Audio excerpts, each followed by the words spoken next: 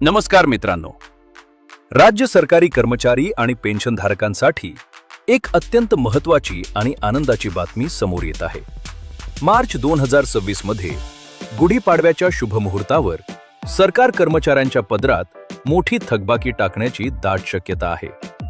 ही थकबाकी नक्की कोणत्या कालावधीची आहे आणि तुमच्या खात्यात किती रक्कम जमा होणार याची सविस्तर माहिती आज आपण या व्हिडिओमध्ये पाहणार आहोत.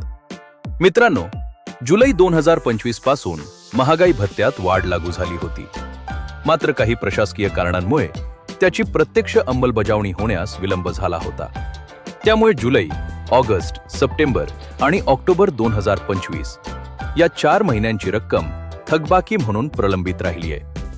आता हीच 4 महिन्यांची रक्कम मार्च 2026च्या पगारासोबत किंवा गुढीपाडव्याच्या आधी एक रकमी देण्याबाबत शासन गांभीर्याने विचार करत आहे.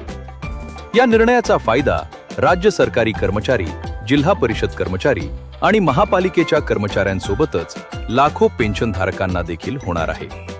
31 डिसेंबर 2025 पूर्वी निवृत्त झालेल्या सर्व पेन्शनधारकांना त्यांच्या महागाई दिलासा म्हणजेच डीआरची थकबाकी मिळणार आहे. आता पाहूया नक्की किती रक्कम तुमच्या खात्यात जमा होऊ शकते. हे सर्व तुमच्या मूळ पगारावर म्हणजेच बेसिक पेवर अवलंबून आहे. एक उदाहरण घेऊया.